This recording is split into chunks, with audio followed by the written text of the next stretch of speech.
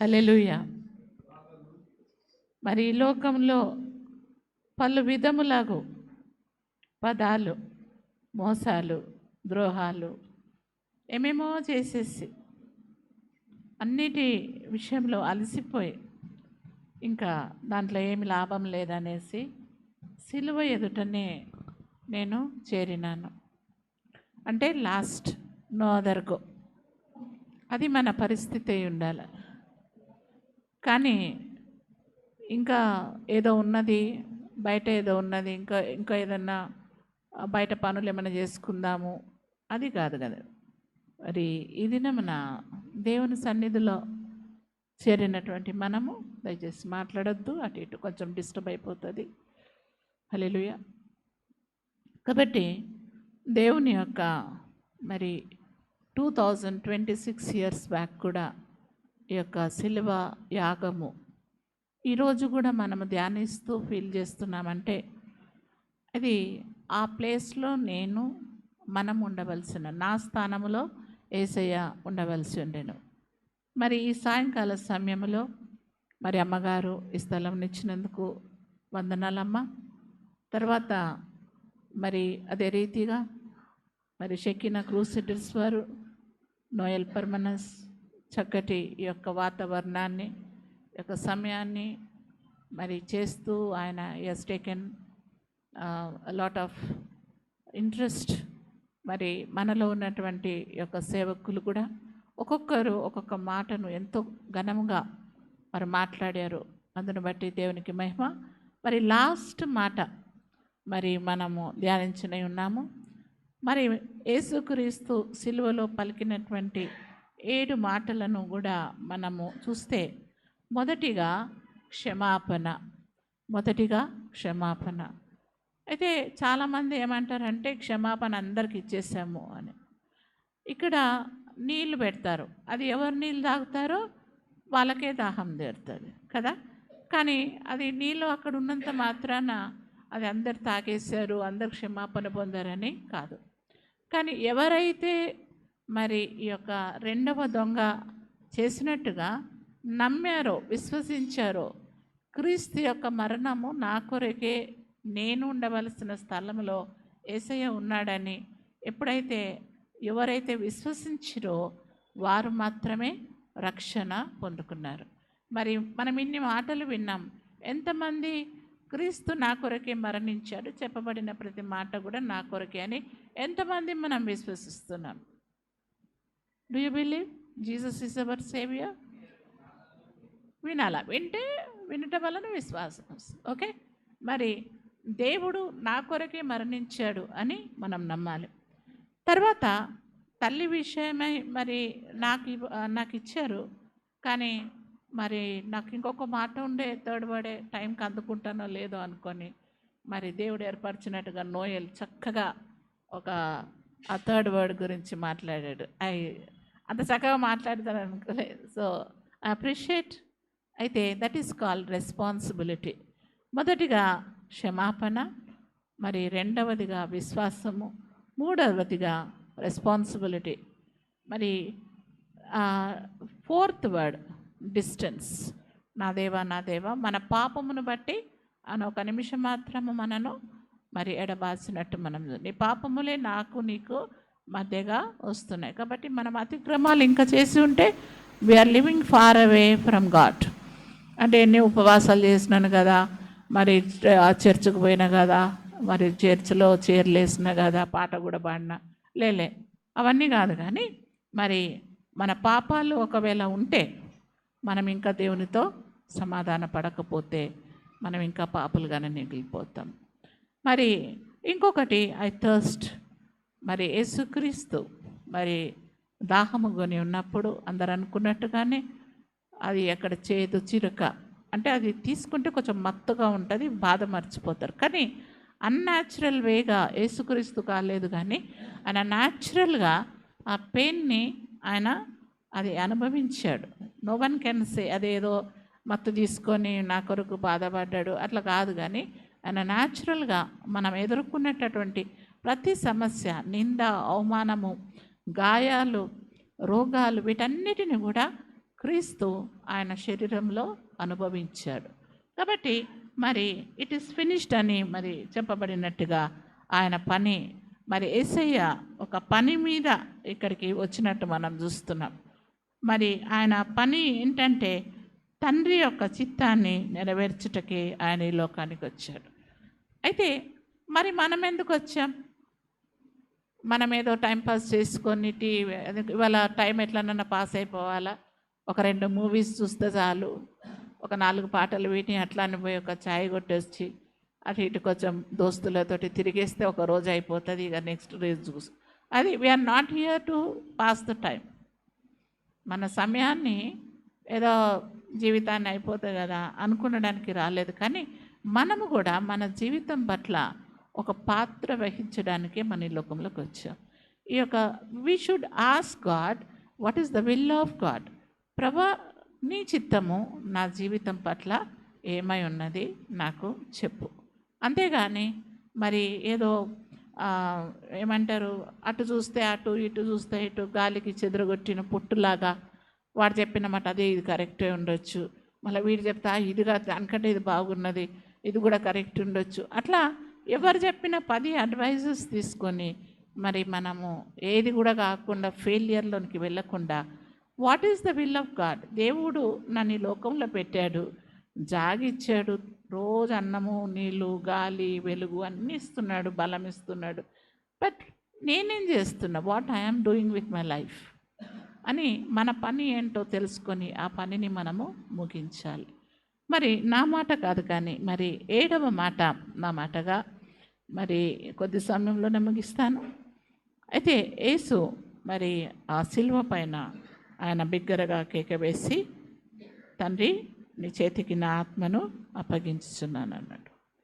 అంటే మరి ఆయన పని ముగించిన తర్వాత ఆఫ్టర్ కంప్లీషన్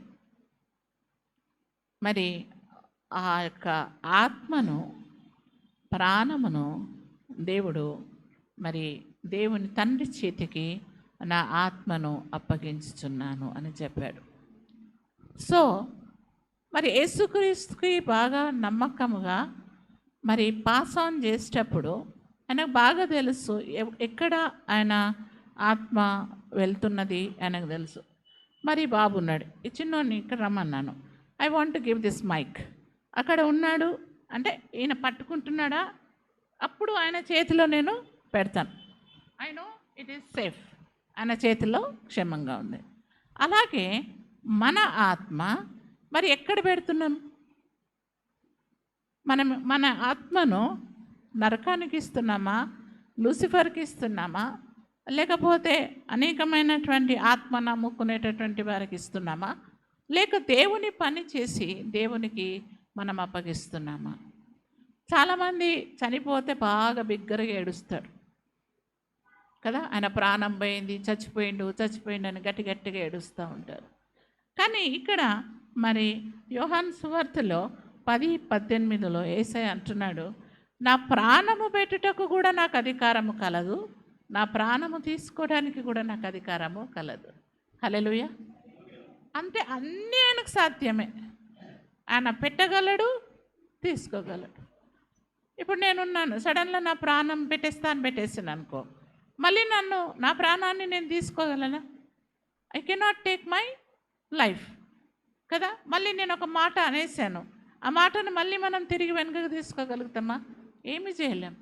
కాబట్టి కానీ దేవునికి మాత్రము సమస్తము సాధ్యమే. ఆయన ఈ లోకములో ఒక మనుష్య రూపుగా వచ్చి మరి ఆయన పనిని ఆయన కంప్లీట్ చేశాడు. ఆయనకొక మరి అంటే అండ్ ఈ submitted a spirit into the hands of the Lord. Hallelujah, hallelujah. నేను చాలా కొంచెము చిన్నగా ఉన్నప్పుడు నేను ఒక మా బావగారు వాళ్ళ ఆంటీ దగ్గరికి తీసుకెళ్ళారు. అక్కడ నేను చూసిన ఫస్ట్ ఇది ఏంటంటే, ఆంటీ ఆ రూమ్లో ఉన్నది. ఆ రూమ్లో మేము వెళ్తే ఆమె ముఖం చాలా భయంకరంగా ఉంది, చాలా భయంకరంగా ఉంది ముఖం. మనకే భయం వస్తుంది, ఏంటి ఇంత భయంకరంగా ఉంది మా ముఖం అనుకున్నాను. అనుకుంటే 80స్లో జరిగింది ఇది, మేబీ 81, 82 ఐ సా హర్. తర్వాత తెలిసింది ఏంటంటే ఆమె చాలా అందమైన స్త్రీ, ఆమెకు 3 కుమార్తెలు ఉన్నారు జమిస్తాన్పూర్లో. ఆమె దగ్గరికి ఒక ఎవరో భిక్షము ఆడుకునేలాగా ఒక సాధులాగా ఒక ఆయన వచ్చి ఆయన అన్నాడంట, మరి అమ్మ నీవు రోజు పిల్లల ఫీజు లేదు, అది లేదు, ఇది లేదు అని ఎందుకు బాధపడుతున్నావు? నీ ఆత్మను నాకు ఇచ్చేసేయి, నేను నీ పిల్లల్ని ఎంత హెచ్చిస్తానంటే యూ కెనాట్ ఈవెన్ ఇమాజిన్. ఆమె 3 కుమార్తెలు కూడా డాక్టర్స్. అమెరికాలో almost they have purchased islands, అంత గొప్ప వాళ్ళుగా అయిపోయారు. కానీ ఈమె నైట్ అవుతూనే తిరగడము, కేకలు వేయడము, భయపడడం. ఆమె యొక్క శరీరమును, ఆమె ఆత్మను, ఆమె మీద అనేకమైన దయ్యాలు వచ్చి ఆమె మీద ఇంకా ఎట్లా అంటే బెడ్ రిడన్ చేసేసాయి. ఆమె మీద ఇప్పుడు మనం వెళ్ళి దేవుని వాక్యం చెప్పినా, ఒక బైబిల్ పట్టుకున్న తీసేయి తీసేయి తీసేయి అట్లా ఆమెను ఇచ్చేసి, ఎందుకంటే ఆమె ఆత్మ మరి ఎవరికి అమ్ముకున్నది? ఆమె లూసిఫర్కి ఆ యొక్క ఆత్మను అప్పగించేసింది. ఇప్పుడు చాలామంది మరి ఫిలిం స్టార్స్ కానీ క్రికెటర్స్ కానీ చాలామంది వారి యొక్క ఆత్మను దుష్టునికి అప్పగించుకుంటారు. కానీ మనము ఒకసారి మన యొక్క ఆత్మ పైన దేవుని విశ్వాసంతో దేవుని నమ్మిన తర్వాత our spirit is marked with the blood of Christ. We are sealed in the blood of Christ. Hallelujah. మనము మన యొక్క ఆత్మ దేవుని యొక్క రక్తము చేత మనము ముద్రించబడ్డాం. ఆయన మనకు సంచకరువు వేశాడు. హల్లెలూయా. ఒక ఫెన్సింగ్ లాగా మనకు ఆయన వేశాడు. కాబట్టి మళ్ళీ మన ఆత్మను ఆ దుష్టుడు తీసుకుపోతాడా, లేకపోతే దేవుని దగ్గర పోతామా, నా పేరు ఉన్నదా అని ఒక పాట కూడా రాసుకున్నాడు. అటువంటి అనుమానాలు ఏమీ లేకుండగా మనము చదవబడినటువంటి 7 మాటలను బట్టి యేసుక్రీస్తు ఆయన నా కొరకు బలి అయ్యాడు, నా కొరకు చనిపోయాడు, ఆయన తిరిగి లేచాడు, ఆయన సజీవుడిగా ఉన్నాడు, నేను కూడా సజీవుడిగా ఉండాలనుకుంటున్నాను, సజీవురాలుగా ఉండాలనుకున్నటువంటి మనము ఈ మాటలను నమ్మి మన యొక్క ఆత్మను మరి దేవుని చేతిలో చనిపోయిన తర్వాత కాదు కానీ మన తలంపులను, మన హృదయమును, మన శరీరాన్ని ఆయన చేతికి అప్పగించాలి. మరి హల్లెలూయా. ఒకసారి ఒక చిన్న ఎగ్జాంపుల్ చెప్పి నేను ముగిస్తాను. అయితే యేసయ్య అంటున్నాడు, నా ప్రాణము పెట్టుటకు కూడా నాకు అధికారము కలదు, నా ప్రాణం తీసుకోవడానికి కూడా అధికారము కలదు. సో డోంట్ వరీ, ఆయన చనిపోయిండు, అయ్యో ఇట్లా చచ్చిపోయిండు, ఇంత కొట్టిండ్రు అని డోంట్ వరీ అబౌట్ ఇట్. కానీ దేవుని వాక్యం ఇది కూడా చెప్తుంది, శరీరాన్ని మాత్రమే నలుగగొట్టేటటువంటి మనుషులకు భయపడకూడి, కానీ ఆత్మను శరీరమును పాడు చేసేటటువంటి దేవునికి భయపడుడి. ఈ రోజులలో విశ్వాసులుగా మన యొక్క విశ్వాసాన్ని కాపాడుకోవాలంటే అనేకమైన శోధనలు, బాధలు, ఇబ్బందులు, రోగాలు, మరణాలు ఏది ఏమైనా మరి are we safe in Christ. ఈ లోకంలో మనకు ఒక గట్టి నమ్మకం ఉందా, విశ్వాసం ఉందా? మరి నేను నా పాపాలు గడుక్కున్నా, నేను తప్పులు చేస్తలేను, నేను విశ్వసిస్తున్నా, రోజు నేను మార్చబడుతున్నా, పరలోక రాజ్యానికి వెళ్ళడానికి సిద్ధపరచబడుతున్నా, ఇంకా దేవునితో దగ్గరగా సంబంధం కలిగి ఉన్నా అని మనం విశ్వసిస్తున్నామా? ఒక చిన్న మాట ఈ సంబంధించినటువంటి జరిగినటువంటి విషయాన్ని నేను చెప్పాలనుకుంటున్నాను. నేను ఒకరోజు చిలకలగూడ అక్కడికి నేను బండి నడిపించేదాన్ని. I was driving the vehicle. అలా వెళ్ళేటప్పుడు అక్కడ ఒక టెంపుల్ ఉంది, అక్కడ యాక్సిడెంట్ జరిగింది. యాక్సిడెంట్ జరిగినప్పుడు మరి నేను చూసింది ఏంటంటే, యాక్సిడెంట్ జరిగి ఒక యవనస్తుడు కింద పడిపోయినప్పుడు అంత రక్తం, రైల్వే క్వార్టర్స్ దగ్గర మీరు కూడా తెలుసుండొచ్చు, రక్తం అంతా వచ్చి కొట్టుకుంటున్నాడు, చాప కొట్టుకుంటున్నాడు. So I saw him. నాకు రక్తం అంటే ముందే భయం, కానీ నేను అక్కడికి వెళ్ళి ప్రార్థన చేశాను. ప్రభా, ఈయన ఆత్మను మాత్రము ఈ దుష్టునికి మీరు అప్పగించొద్దు అని ప్రార్థన చేసిన తర్వాత అంతలో ఒకటి అంబులెన్స్ వచ్చింది. వాడు బతికే ఉన్నాడు. ఇంకా తీసుకెళ్ళిపోయిన తర్వాత స్టోరీ నాకు తెలియదు. నేను వెళ్ళాను, రేషన్ తీసుకున్నాను, రైస్ తీసుకొని మళ్ళీ ఐ వాస్ కమింగ్ బ్యాక్. వచ్చేటప్పుడు మళ్ళీ దుష్టుడు అంటుండే, "యో ఇక్కడనే కదా యాక్సిడెంట్ అయింది, ఇక్కడనే కదా యాక్సిడెంట్ అయింది, ఇప్పుడు నువ్వు కూడా పోతున్నావు కదా."